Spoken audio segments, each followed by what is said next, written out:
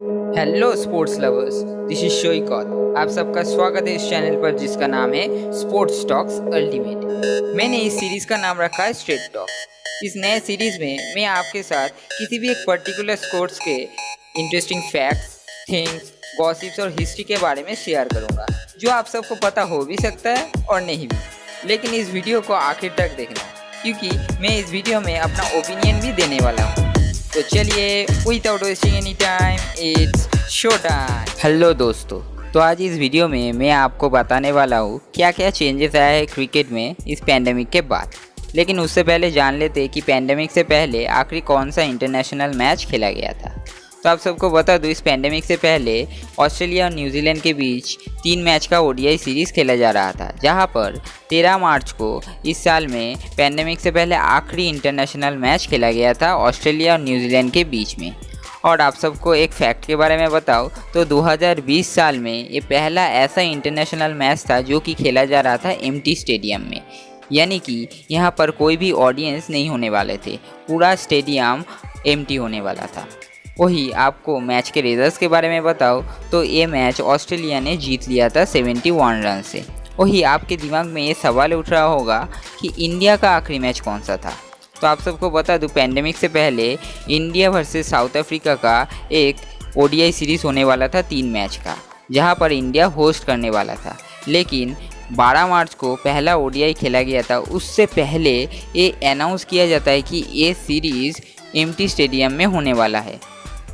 लेकिन मैच के दिन यानी कि 12 तारीख को बारिश की वजह से ये मैच नहीं हो पाता है, एक भी बॉल डाले बगैर। और आप सबको बता दूं, इस मैच में टॉस भी नहीं हुआ था और बारिश की वजह से ये मैच एबंडन हो गया था। वही आप सबको बता दूं कि इंडिया में यही आखिरी मैच था पैंडेमिक से पहले। तो ऑस्ट्रेलिया वर्सेस न्यूजीलैंड का पहला ओडीआई होने के बाद करीब 3.5 महीनों तक हम लोगों को कोई भी क्रिकेट मैच देखने को नहीं मिला था इस पैंडेमिक के चलते। लेकिन इस पैंडेमिक के बीच में आईसीसी ने कई दफ़ा अपने मीटिंग में ये चर्चा ज़रूर किया था कि कैसे क्रिकेट को फिर से फैंस के बीच में वापस लाया जाए। तो इसको लेकर काफ़ी सारा क्रिकेट दिग्गजों ने आईसीसी को काफ़ी सारा एडवाइस भी दिया था। लेकिन आखिर में England cricket board, Windies cricket board और आईसीसी ने मिलकर ये फैसला लिया कि क्रिकेट को फिर से लौटाना चाहिए फैंस के बीच में। इसलिए पैंडेमिक के बाद इंग्लैंड पहला ऐसा टीम बना जो कि एक सीरीज़ होस्ट करने वाला था, जो कि एक टेस्ट सीरीज़ होने वाला था 3 मैच का विंडीज़ के खिलाफ। लेकिन 117 दिन बाद क्रिकेट लौट ज़रूर रहा था, लेकिन यहाँ पर काफ़ी सारा चेंजेस था क्रिकेट में, जो कि पहले की तरह नहीं था। आईसीसी ने ये कुछ रूल्स क्रिकेट के लिए लागू किया था इस पैंडेमिक सिचुएशन के चलते, तो जिसके बारे में मैं आपको आगे बताने वाला हूँ। तो इस वीडियो को आखिर तक ज़रूर देखना। तो पैंडेमिक के बाद क्रिकेट में जो सारे चेंजेस आए हैं उनमें पहले नंबर पर है नो यूज़ ऑफ सलाइवा, यानी कि प्लेयर्स अपने मुंह का लाला बॉल पर नहीं घिस सकते, उस पर आईसीसी ने बैन लगा दिया। लेकिन उससे पहले हम लोगों को जानना पड़ेगा कि क्रिकेट प्लेयर्स क्यों सलाइवा का यूज़ करते हैं। आप लोगों ने देखा ही होगा, स्पेशली टेस्ट क्रिकेट में बॉलर्स जब बॉल डालने जाते हैं उससे पहले बॉलर्स अपने मुंह से सलाइवा निकल कर बॉल में घिसते हैं। इसका कारण ये है कि बॉलर चाहते हैं कि बॉल का साइन बना रहे और बॉलर का मदद हो इन स्विंग या फिर आउट स्विंग करने में। इसलिए बॉलर्स या फिर प्लेयर्स बॉल में अपने सलाइवा का यूज़ करते हैं। इस कोरोना के सिचुएशन में आप सबको पता ही होगा इस तरह की एक्टिविटीज़ से कैसे कोरोना फैलता है, इसलिए आईसीसी ने फैसला किया कि सलाइवा का यूज़ बैन कर दिया जाए। लेकिन सलाइवा का यूज़ क्रिकेट में बहुत समय पहले से ही है, इसलिए क्रिकेटर्स का ये आदत इतना जल्दी छूटने वाला नहीं था, जिसका प्रमाण हम लोगों को मिलता है जब पैंडेमिक के बाद इंग्लैंड में पहला सीरीज़ होता है वेस्ट इंडीज़ के खिलाफ, जहां पर इंग्लैंड के खिलाड़ी आर्चर ने गलती से सलाइवा का यूज़ कर देता है, जिसकी वजह से एज ए पनिशमेंट आर्चर को दूसरा टेस्ट मैच खेलने नहीं दिया गया। वही उसके बाद कई दफ़ा प्लेयर्स को सलाइवा का यूज़ करते हुए दिखाई दिया, जैसे कि हाल ही में इंग्लैंड वर्सेस ऑस्ट्रेलिया का जो सीरीज़ चल रहा था वहाँ पर वही CPL में कई दफ़ा सलाइवा का यूज़ करते हुए दिखाई दिया। लेकिन तब इतना कठोर पनिशमेंट प्लेयर्स को नहीं दिया गया, क्योंकि वो प्लेयर्स जानबूझकर नहीं कर रहे थे, वो एज ए हैबिट उन लोगों से गलती से हो जा रहा था। इसलिए जब भी ऐसा कोई घटना ग्राउंड पर घटता है तब अंपायर साथ ही साथ सैनिटाइज़र लाकर बॉल को सैनिटाइज करते हैं, वही प्लेयर्स को भी सैनिटाइज किया जाता है। इसको लेकर आपका क्या राय है कमेंट सेक्शन में ज़रूर बताना। वही वीडियो में हम लोग आगे बात करेंगे दूसरा जो चेंजेस आया है उसके बारे में, जो कि है no audience in cricket stadium, यानी कि स्टेडियम पर कोई भी फैंस का ना होना। आप सबको पता ही होगा कि इस पैंडेमिक के सिचुएशन में फैंस को स्टेडियम में लाना कितना रिस्की हो सकता है, इसलिए ICC ने ये फैसला किया, जो कि एक अच्छा फैसला है। लेकिन इसका एक नेगेटिव पॉइंट भी है जिसका असर प्लेयर्स पर पड़ेगा। आप सब लोग देख सकते हैं कि किसी भी इंटरनेशनल मैच में, जैसे कि वनडे, T20 या फिर किसी भी T20 league, BBL, IPL, CPL जैसे टूर्नामेंट पर फैंस का रोल बहुत ही अहम होता है, क्योंकि कोई भी बैट्समैन जब चौका या छक्का मारता है फैंस ही उनके लिए चीयर कर कर उनका कॉन्फिडेंस बढ़ाता है, या फिर जब भी कोई बॉलर विकेट लेता है तब फैंस उनके लिए चीयर करता है। जब भी कोई फील्डर एक शानदार कैच लपकता है फैंस उनके लिए ज़ोर ज़ोर से चिल्लाते हैं, उनको सपोर्ट करते हैं। सब फैंस अपने अपने टीम को सपोर्ट करने स्टेडियम में आते हैं, जिनसे प्लेयर्स को या फिर टीम को एक कॉन्फिडेंस सा मिलता है। लेकिन हाल ही में स्टेडियम पर फैंस का ना होना एक नेगेटिव पॉइंट है प्लेयर्स के कॉन्फिडेंस के लिए। वही फुटबॉल मैचेस में एक सॉल्यूशन निकला है इसको लेकर। फुटबॉल मैचेस जैसे कि EPL में इस पैंडेमिक के बाद जब EPL स्टार्ट हुआ था, EPL में स्टेडियम पर वर्चुअल ऑडियंस यानी कि स्क्रीन्स के थ्रू ऑडियंस को ग्राउंड पर लाया गया है। वही मुझे लगता है कि क्रिकेट में भी ऐसा ही वर्चुअल ऑडियंस का आयोजन किया जाए तो प्लेयर्स का भी कॉन्फिडेंस बना रख पाएगा, वही फैंस भी क्रिकेट का मज़ा उठा पाएगा। वही इस साल CPL में तो और भी कमाल का आयोजन किया गया था स्टेडियम में।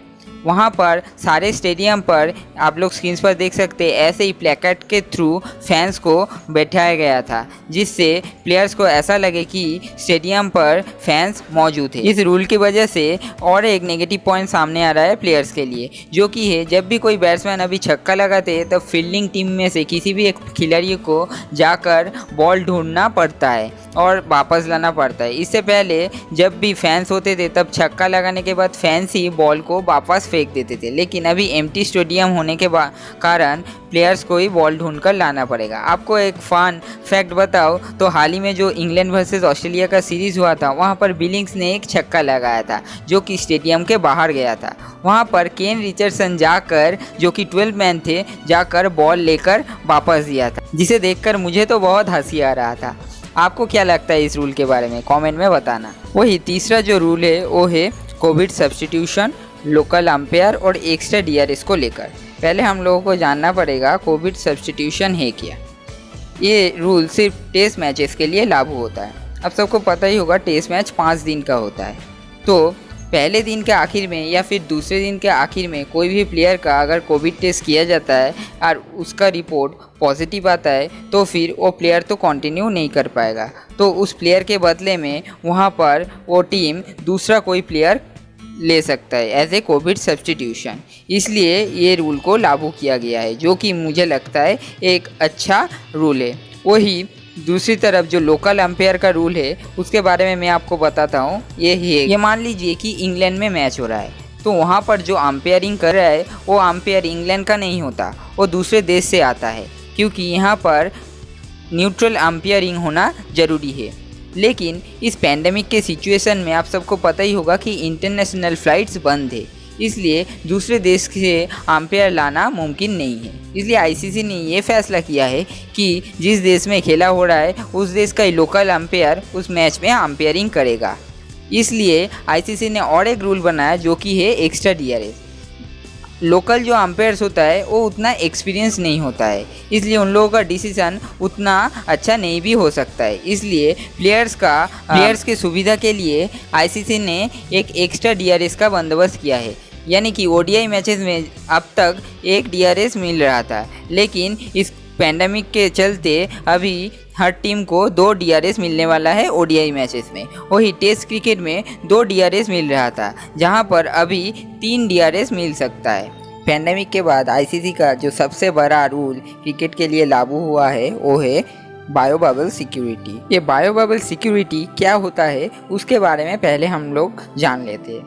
आप लोग स्क्रीन पर पिक्चर देख सकते हैं, बहुत लोग इसे ही बायो बबल सिक्योरिटी समझता है। जैसे कि आप लोग स्क्रीन पर देख सकते हैं कि एक ग्राउंड के अराउंड एक बबल जैसा बना हुआ है, लोग इसे ही बायो बबल सिक्योरिटी समझते हैं, जो कि एक गलत सोच है। बायो बबल सिक्योरिटी में किसी भी खिलाड़ी को बबल के अंदर घुसा नहीं दिया जाता।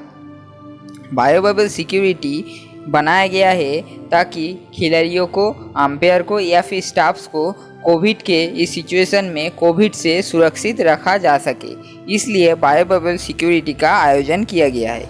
ये इसका पूरा प्रोसेस मैं आपको आगे समझाने वाला हूँ। बायो बबल सिक्योरिटी के अंदर अगर कोई प्लेयर या फिर कोई टीम एक देश से दूसरे देश पर मैच या फिर सीरीज़ खेलने जाते हैं तो उस खिलाड़ी या फिर उस टीम को 7 दिन के लिए क्वारंटाइन किया जाता है। यानी कि उस टीम को या फिर उस खिलाड़ी को 7 दिन तक अपने होटल के कमरे में ही ठहरना पड़ता है और उस कमरे में ही उस प्लेयर या फिर उस टीम मेंबर्स को अपना ट्रेनिंग, प्रैक्टिस सब करना पड़ता है। और इस दौरान किसी भी खिलाड़ी या फिर प्लेयर को बाहर के कोई फ़ैन या फिर फैमिली मेम्बर के साथ मुलाकात करने नहीं दिया जाता। यहाँ तक कि उस प्लेयर या फिर टीम के किसी भी मेंबर को बाहर का खाना खाना भी अलाउड नहीं है। इसके बाद क्वारंटीन होने के बाद उन खिलाड़ियों को ग्राउंड पर उतरने की परमिशन दिया जाता है, लेकिन इस दौरान उस टीम को या फिर उस खिलाड़ी को सिर्फ अपने होटल और ग्राउंड पर ही जाने की परमिशन मिलता है। यानी कि वो किसी भी जगह नहीं जा सकते और किसी भी खिलाड़ियों के साथ मुलाकात नहीं कर सकते, जो कि एक हार्ड रूल है किसी भी खिलाड़ियों के लिए। तो हाल ही में जो IPL अरेंज हो रहा है वहाँ पर भी ये बायो बबल सिक्योरिटी का आयोजन किया गया है। अब सबको पता ही होगा IPL इस साल UAE में हो रहा है। तो IPL में जो फॉरेन खिलाड़ी दूसरे देश से आ रहे हैं उन लोगों को अपने देश से निकलने से पहले, यानी कि फ़्लाइट पकड़ने से पहले उन खिलाड़ियों को कोविड टेस्ट किया जाता है, वो भी 3 बार। अगर तीनों बार में कोविड का रिपोर्ट नेगेटिव आता है तो ही उस खिलाड़ी को जाने की परवानगी मिलता है। उसके बाद वो खिलाड़ी जब UAE में आते हैं तब उस खिलाड़ी को फिर से टेस्ट किया जाता है एयरपोर्ट पर। उसके बाद उसे टीम बस से अपने होटल में लाया जाता है। उसके बाद उस खिलाड़ी को उस होटल में 6-7 दिनों के लिए क्वारंटाइन होना पड़ता है। जब 6-7 दिन का क्वारंटाइन में वो रहते हैं तो उसी के अंदर होटल के कमरे में ही उसे अपना वर्कआउट, प्रैक्टिस सब करना पड़ता है। 6-7 दिन होने के बाद फिर से उसका कोविड टेस्ट किया जाता है। इस पर भी उसका रिपोर्ट अगर नेगेटिव आता है तो फिर वो खिलाड़ी ग्राउंड पर अपने टीम के साथ प्रैक्टिस सेशन ज्वाइन कर सकता है। इस पूरा प्रोसेस का ही नाम ही बायो बबल है। इस पूरा प्रोसेस में खिलाड़ियों को बहुत सारा स्ट्रिक्ट रूल्स फॉलो करना पड़ता है और इस प्रोसेस में सिर्फ खिलाड़ियों ही नहीं, उसके साथ umpires, ground staffs, programming partners सभी को ही क्वारंटाइन होना पड़ता है। और किसी भी इंटरनेशनल मैच में जिसका होम सीरीज़ है उसको भी ये रूल्स फॉलो करना पड़ता है। ये रूल्स सबके लिए ही लागू होता है, होम टीम हो या फिर अवे टीम, अंपायर हो या फिर ग्राउंड स्टाफ, सभी के लिए बायो बबल सिक्योरिटी बहुत ही महत्वपूर्ण है। हाल ही में IPL में भी बायो बबल का अरेंज किया गया है, लेकिन यहाँ पर फ्रेंचाइजीज़ ने अपने खिलाड़ियों के लिए कुछ अलग सा इंतज़ाम किया है, जहाँ पर IPL फ्रेंचाइजीज़ ने अपने खिलाड़ियों के लिए एंटरटेनमेंट का भरपूर बंदोबस्त किया है। प्लेयर्स बोर ना हो जाए इसलिए फ्रेंचाइजीज़ ने टीम होटल पर ही काफ़ी सारा गेम्स, कैरियोके, इसके अलावा स्विमिंग पूल, ऐसे बहुत चीज़ों का अरेंजमेंट्स किया है। क्योंकि आप सबको मालूम ही होगा, मैंने बताया कि खिलाड़ियों को अपने फैमिली मेम्बर्स के साथ भी मिलने की परमिशन नहीं है, जो कि एक नेगेटिव पॉइंट है। इसलिए फ्रेंचाइजीज़ ने ये बंदोबस्त किया है, जो कि एक अच्छा पॉजिटिव साइन है। तो कल से IPL ज़रूर शुरू हो रहा है, लेकिन अपने अपने हीरोज़ को कितना सारा दिक्कतों का मुकाबला करने के बाद ये IPL खेलने को मिल रहा है और आप सभी को अभी पता चल ही गया है। तो IPL शुरू होने से पहले मैंने समझा कि ये सब बताना आप लोगों को बहुत ही ज़रूरी है, इसलिए मैंने ये वीडियो बनाया।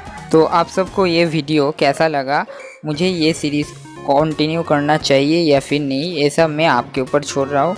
आप लोग कमेंट करके बताइए, और नेक्स्ट टॉपिक मुझे किसके ऊपर बनाना चाहिए ये भी मैं आप लोगों के ऊपर छोड़ रहा हूँ। कमेंट करके ज़रूर बताना। तो दोस्तों आज के लिए वीडियो इतना ही। वीडियो पसंद आया तो वीडियो को लाइक ज़रूर कीजिए और बहुत सारा शेयर कीजिए, और इस चैनल को सब्सक्राइब करना मत भूलना। Thank you, peace out.